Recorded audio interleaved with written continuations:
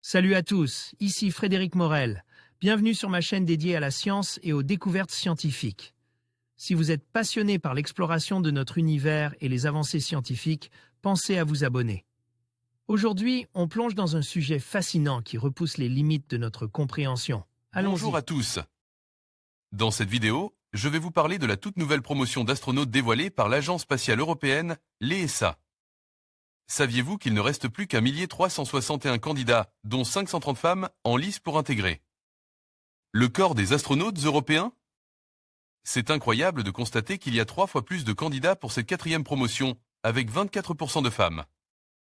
De plus, l'ESA explore la possibilité d'inclure des personnes souffrant d'un handicap physique dans ses rangs. Je vous présenterai également les 6 nouveaux astronautes sélectionnés. Restez avec moi pour découvrir cette aventure passionnante dans le monde de l'espace. Débuté en mars 2021, le processus de sélection de la nouvelle promotion d'astronautes de l'ESA, l'Agence spatiale européenne, s'est achevé mercredi 23 novembre 2022 avec la présentation de tous les candidats sélectionnés. Cette 4e promotion d'astronautes compte 2 nouveaux corps.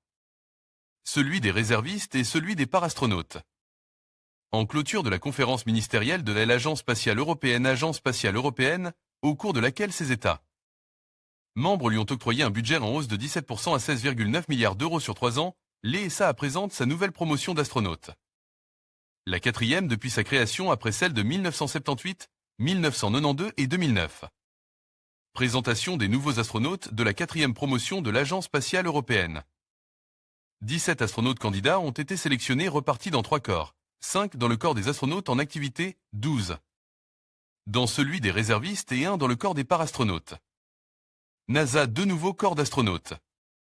Pour cette promotion des astronautes, qui comptait 22 523 candidatures, l'ESA a décidé de sélectionner 5 astronautes actifs, mais aussi de se doter de 2 nouveaux corps. Un corps d'astronautes européens de réserve qui compte 12 membres et un corps de parastronautes. Ce dernier, unique au monde, compte aujourd'hui un membre, le Britannique John M. Cephal. Il travaillera avec les chercheurs et les ingénieurs de l'Agence spatiale européenne pour déterminer s'il peut être le premier astronaute en situation de handicap à aller dans l'espace. Interview de Sophie Adno. ESA, YouTube. Les 5 astronautes du service actif NOM sont la Britannique Rosemary Coogan, astrophysicienne, la Française Sophie Adno, lieutenant-colonel dans les forces armées françaises air et espace, l'Espagnol Pablo Alvarez Fernandez, le Belge Raphaël Liégeois, ingénieur biomédical, et le Suisse Marco Palinsibert, médecin urgentiste. Quant au corps des astronautes réservistes, il compte 6 femmes venues d'Italie, d'Espagne, d'Allemagne et d'Autriche et 6 hommes originaires de la République tchèque, d'Allemagne, de Pologne, de Suède et d'Italie. Ce corps compte aussi le français Arnaud Prost. Avec un diplôme d'ingénieur de l'école polytechnique, un master d'astrophysique et de planétologie en poche, ce dernier commence une formation de pilote en 2017.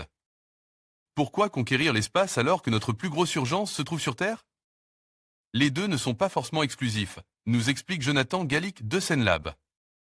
Futura article de Rémi Decour. Rémi Decour publie le 11 février 2022 des 22 523 dossiers de candidature pour devenir astronaute. Reçu, l'Agence spatiale européenne en retient seulement 1361. Découvrez la répartition de ces candidatures par pays, par sexe et par nombre de dossiers déposés et retenus pour la 2e phase du processus de sélection. À quelques jours de la réunion informelle des ministres de l'espace à Toulouse, au cours de laquelle il sera question de la gestion du trafic spatial et de la constellation de connectivité sécurisée, l'Agence spatiale européenne a dévoilé les chiffres définitifs des candidats européens sélectionnés pour la 2e phase du processus de recrutement au poste d'astronaute. Sur les 22 523 dossiers valides reçus, l'ESA a réalisé un premier tri et éliminé bon nombre des candidatures pour n'en retenir que 1361. Parmi elles, 831 sont des candidatures d'hommes et 530 sont proposées par des femmes. Le plus grand nombre de candidatures provenait de France, 7087, puis de l'Allemagne, 3695, et du Royaume-Uni, 2000. Après cette première sélection, ils ne sont plus, pour la France, que 250 hommes et 154 femmes. Quant aux Allemands, il reste 99 hommes et 95 femmes en course et l'on compte encore 122 Italiens et 37 Italiennes sélectionnées pour la 2e phase. Cette nouvelle campagne de recrutement est également ouverte aux personnes en situation de handicap, en gardant à l'esprit que tous les handicaps ne sont pas éligibles pour candidater. Résultat, 257 personnes ont postulé, dont 60 femmes. Sur ces 257 candidats souffrant d'un handicap, 27 poursuivent l'aventure. Cette deuxième phase sera très courte et comptera une seule journée au cours de laquelle les candidats astronautes seront soumis à une grande variété de tests psychologiques dans un établissement en Europe. À la suite de cette journée, l'ESA procédera à un nouveau tri des candidatures et éliminera celles jugées les moins performantes. Les candidats qui resteront en lice à l'issue de cette deuxième phase participeront à une série d'entrevues psychologiques, de tests en groupe avant des tests médicaux. Ceux qui réussiront chacune de ces étapes de sélection seront invités à des entrevues dites de recrutement. Répartition, par pays et par sexe, des candidatures pour rejoindre le corps européen des astronautes et celui de réserve des astronautes de l'ESA. Agence spatiale européenne, le nom des futurs astronautes dévoilé cet automne. Pour cette future promotion d'astronautes qui sera la 4e après celle de 1978, 1992 et 2009, l'ESA décide de sélectionner 4 à 6 astronautes, mais aussi de se doter d'un corps d'astronautes européens de réserve. Ce corps sera essentiellement composé d'astronautes des petits États membres de l'Agence spatiale européenne qui n'auraient pas été sélectionnés pour intégrer le corps principal ou qui en souhaiteraient un deuxième. En effet, de nombreux États membres, dont la contribution au budget de l'ESA est limitée, ont bien moins de chances de voir un d'eux. Leurs astronautes réalisaient un vol habite avec l'ESA par rapport aux 4 gros contributeurs que sont typiquement l'Allemagne, la France, l'Italie et le Royaume-Uni. Et pour ceux qui ont déjà eu la joie de voir un de leurs concitoyens voler dans l'espace, les chances sont encore moindres. La nouvelle promotion d'astronautes et d'astronautes de réserve de l'ESA devrait être annoncée à l'automne 2022. Article de Rémi Decour publie le 23 juin 2021 le nouveau souffle de l'exploration spatiale porté par le New Space et les grands projets d'installation de base sur la Lune et de missions habitées à destination de Mars favorise-t-il les vocations d'astronautes? Oui, si l'on en croit les premiers chiffres de la campagne de recrutement lancée par l'Agence spatiale européenne le 31 mars 2021. Découvrez par pays, par genre et situation de handicap, le nombre de candidats qui ont postulé.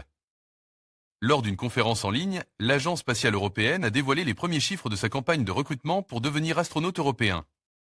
Et très bonne surprise, bien que ces chiffres ne soient pas définitifs, on compte 22 589 dossiers de candidature, dont 24% sont des candidates. Lors du dernier appel à candidature en 2008, le nombre de candidats qui avaient fourni un certificat médical et finalise. Leur formulaire de demande en ligne était de 8 413, dont seulement 15,5% étaient des femmes. Concernant la France, en 2008, 303 Françaises avaient postulé contre 1616 Français. Cette fois-ci, on compte 1662 femmes et 5475 hommes. Le tableau de gauche détaille le nombre de candidats, par nationalité et genre, qui ont postulé pour devenir astronaute européen.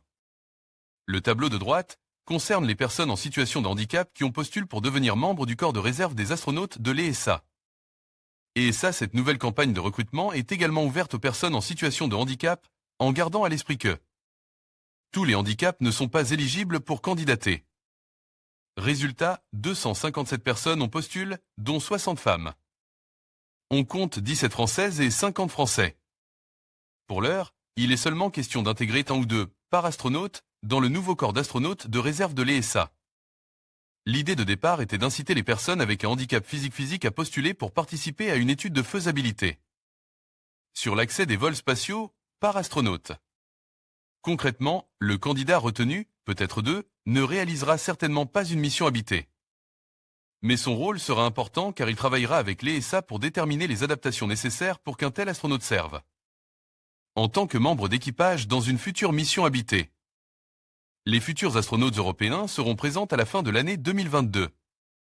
Le processus de sélection va se poursuivre et 6 étapes sont à franchir d'ici octobre 2022 avant que l'Agence spatiale européenne ne sélectionne ses futurs astronautes. Pour cette future promotion d'astronautes qui sera la 4e après celle de 1978, 1992 et 2009, l'ESA décide de sélectionner 4 à 6 astronautes, mais aussi de se doter d'un corps d'astronautes européens de réserve. Ce corps sera essentiellement composé d'astronautes des petits États membres de l'Agence spatiale européenne qui n'auraient pas été sélectionnés pour intégrer le corps principal ou qui en souhaiteraient un deuxième. En effet, de nombreux États membres, dont la contribution au budget de l'ESA est limitée, ont bien moins de chances de voir un d'eux. Leurs astronautes réalisaient un vol habite avec l'ESA par rapport aux 4 gros contributeurs que sont typiquement l'Allemagne, la France, l'Italie et le Royaume-Uni. Et pour ceux qui ont déjà eu la joie de voir un de leurs concitoyens voler dans l'espace, les chances sont encore moindres.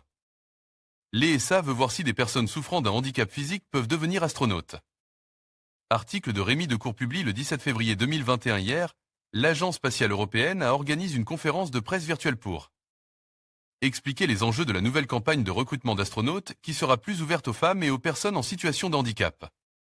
L'ESA s'est engagé à réaliser une étude pour identifier les adaptations potentielles pour permettre à un astronaute handicap de voler dans l'espace. L'Agence spatiale européenne qui débutera fin mars le processus de sélection de la 4e promotion d'astronautes européens, après celle de 1978, 1992 et 2009, devrait retenir 4, voire 6 astronautes. Initialement, l'ESA souhaitait recruter seulement de 2 à 4 astronautes.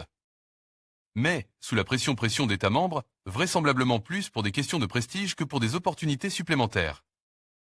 De vol, le directeur de l'agence a été contraint d'augmenter ce quota.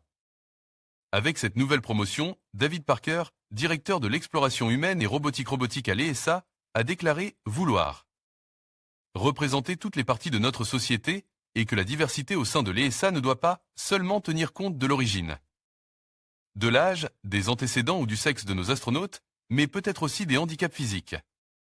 Pour faire de ce rêve une réalité, parallèlement au recrutement des astronautes, je lance le projet de faisabilité des parastronautes. Une innovation dont l'heure est venue. Les personnes de petite taille ou avec un handicap des membres inférieurs peuvent postuler. Pour l'heure, il est seulement question d'intégrer un ou deux parastronautes dans le nouveau corps d'astronautes de réserve de l'ESA. Comme cela a été précisé lors de la conférence, l'idée est d'inciter les personnes avec un handicap physique à postuler pour participer à une étude de faisabilité sur l'accès des vols spatiaux par astronautes. Comme le souligne Guillaume Weir, responsable de la gestion du Centre des astronautes européens, dans une interview accordée au site internet Internet Handicap. FR, l'ESA sélectionnera des personnes avec un handicap d'un ou des deux membres inférieurs, amputation ou déficience congénitale, de préférence en dessous du genou, un critère technique lié à l'adaptation du matériel ou encore celle ayant une jambe plus courte que l'autre et les personnes de petite taille de moins de 1,30 m. Des aménagements possibles. Cette étude de faisabilité doit démontrer que ces personnes sont capables de rejoindre la Station spatiale internationale Station spatiale internationale en sécurité et avoir la même fonction que les autres astronautes. Comme à chaque handicap correspond un certain nombre de problématiques, l'étude passera en revue les adaptations éventuellement nécessaires, soit dans les procédures, soit dans le matériel, pour s'assurer que le parastronaute travaille et exécute les tâches comme tout autre astronaute. L'étude se focalisera également sur les vols à bord des véhicules Crew Dragon de SpaceX et Starliner de Boeing. Il est aussi question de voir si des aménagements intérieurs seront nécessaires. Ce qui préoccupait l'ESA, c'est la capacité de ces parastronautes à s'extraire seuls de leur capsule dans une situation d'urgence sans mettre en danger les autres membres de l'équipage, lors d'un abandon de lancement par exemple. Si cette étude se solde par une note positive, il ne fait aucun doute qu'un parastronaute réalisera un vol dans l'espace, voire à bord d'un complexe orbital. Peut-être pas un de ceux sélectionnés dans le corps d'astronautes de réserve, mais plus vraisemblablement un de ceux de la 5e promotion. À suivre. L'Agence spatiale européenne recrute des astronautes. Article de Rémi Decourt publié le 16 février 2021. L'Agence spatiale européenne va recruter une nouvelle promotion d'astronautes à un moment où l'ESA prépare les futures étapes de l'exploration humaine à destination de la Lune. Cette 4e promotion dans l'histoire de l'ESA pourrait compter un astronaute avec un handicap physique et un nouveau corps de réserve devrait également être mis sur pied. Nos explications. Le 16 février, l'Agence spatiale européenne donnera davantage de details sur sa nouvelle campagne de recrutement d'astronautes qui débutera le 31 mars. Cette future promotion d'astronautes sera la 4e, après celle de 1978, 1992 et 2009. L'appel à candidature sera ouvert du 31 mars au 28 mai 2021, et l'ESA ne prendra en considération que les candidatures soumises sur le site de l'ESA Career dans les 8 prochaines semaines. Le processus de sélection en 6 étapes commencera ensuite, et devrait s'achever en octobre 2022. Cette future promotion pourrait compter autant d'hommes que de femmes et, souligne David Parker, directeur de l'exploration humaine et robotique à l'ESA, la diversité au sein de l'ESA ne doit pas seulement tenir compte de l'origine, de l'âge, des antécédents ou du sexe de nos astronautes, mais peut-être aussi des handicaps physiques. Et, ajoute-t-il, pour faire de ce rêve une réalité, Parallèlement au recrutement des astronautes, je lance le projet de faisabilité. Des parastronautes, une innovation dont l'heure est venue. Cependant, la sélection d'un astronaute avec un handicap physique n'est pas garantie. Des études de faisabilité sont en cours pour démontrer les capacités d'un tel astronaute à travailler dans l'espace en sécurité. Un corps d'astronautes de réserve. Pour cette 4e promotion d'astronautes, l'ESA décide de sélectionner 4 à 6 astronautes, mais aussi de se doter d'un corps d'astronautes européens de réserve. Ce corps sera essentiellement composé d'astronautes de petits États membres de l'Agence spatiale européenne qui n'auraient pas été sélectionnés pour intégrer le corps principal ou qui en souhaiteraient un deuxième. En effet, de nombreux États membres, dont la contribution au budget de l'ESA est limitée, ont bien moins de chances de voir un de leurs astronautes réaliser un vol habite avec l'ESA par rapport aux 4 gros contributeurs, typiquement l'Allemagne, la France, l'Italie et le Royaume-Uni. Et pour ceux qui ont déjà eu la joie de voir un de leurs concitoyens voler dans l'espace, les chances sont encore moindres. Pour comprendre cette situation, qui peut surprendre, il faut savoir que le choix des futurs astronautes de l'ESA ne se fait pas seulement sur des critères physiques, psychologiques, médicaux et d'aptitude professionnelle. En effet, lorsque le processus de sélection a éliminé plusieurs milliers de candidats astronautes pour n'en garder qu'une petite centaine. Tous sont évidemment capables de devenir astronautes et de faire le job en orbite-orbite. La sélection du petit groupe final d'une vingtaine d'astronautes ne se fera pas seulement sur des critères partiaux. Un compromis politique devra être trouvé entre les États membres de l'ESA qui contribuent le plus et les autres. Cela peut paraître étonnant car, normalement, tous les citoyens européens devraient avoir les mêmes chances de devenir membres du corps européen des astronautes, choisi sur la base de critères partiaux. Dit autrement, le directeur de l'ESA devra donc tenir compte du niveau de contribution de chaque pays au budget de l'ESA avant de choisir ses astronautes. Un équilibre politique à trouver qui explique pourquoi cette nouvelle promotion ne devrait pas compter d'astronautes danois, suédois, néerlandais, ni de Suisse. Même s'ils contribuent modestement au budget de l'ESA, ces pays ont déjà vu un de leurs astronautes intégrer le corps européen des astronautes qui, par la suite, a réalisé un vol habite. La Suisse a cependant un peu plus de chance car le seul astronaute suisse de l'ESA, Claude Nicolier, s'est retiré du service actif il y a déjà 20 ans. Thomas Pesquet à l'entraînement pour se préparer aux sorties en scaphandre dans le cadre de sa mission Alpha. NASA, Robert Markowitz, destination l'ISS et la Lune. Les astronautes de cette future promotion réaliseront des missions à destination de l'ISS et, dans un deuxième temps, dans la prochaine décennie vers la Lune et à bord du Gateway.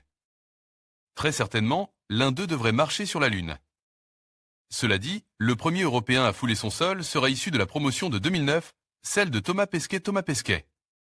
Quant aux membres du corps d'astronautes de réserve, ils ne recevront pas la même formation que ceux du corps principal. Ce sera une formation de base et ils n'auront aucune certitude de voler dans le cadre d'une mission ESA. L'intérêt de ce corps de réserve est d'entraîner des astronautes dont l'état d'origine souhaiterait réaliser un vol habite en dehors du cadre de l'Agence spatiale européenne. L'objectif est que les agences spatiales de ces pays négocient directement auprès de l'ESA un vol habite étranger plutôt qu'elles ne s'adressent directement auprès d'un fournisseur privé tel que SpaceX, voire la NASA, comme cela a été le cas avec l'Italie dans le passé. L'ESA présente ses 6 nouveaux astronautes. Article de Jean-Étienne de cours publié le 21 mai 2009 c'est fait. L'équipe d'astronautes européens, avec 5 hommes et une femme, est au complet. Ces 6 personnes ont franchi toutes les étapes d'une très rude sélection. L'ESA, Agence spatiale européenne, a présenté le 20 mai 2009 les 6 nouveaux astronautes qu'elle vient de recruter parmi 8413 candidatures. Il s'agit de Samantha Cristoforetti, Italie, Alexander Gerst, Allemagne, Andreas Mogensan, Danemark, Luca Parmitano, Italie. Timothy Peake, Royaume-Uni, Thomas Pesquet, France. De gauche à droite, Luca Parmitano, Timothy Peake, Thomas Pesquet, Simonetta Di Pippo, Andreas Mogensan, Samantha Cristoforetti, Alexander Gerst. Et ça, ces 6 heureux élus, que l'on peut désormais qualifier d'astronautes, ont été choisis à l'issue de tests psychologiques, médicaux et professionnels. Ils seront les premiers à rejoindre le corps des astronautes européens depuis 1992.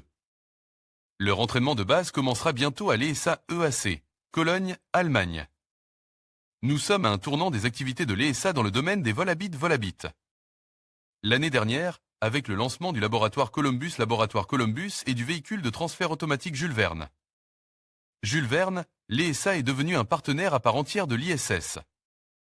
Nous abordons maintenant une nouvelle phase consistant à utiliser les capacités exceptionnelles de l'ISS et à préparer l'exploration internationale de la Lune et de contrées plus lointaines, déclarait le directeur général de l'ESA Jean-Jacques Dordain.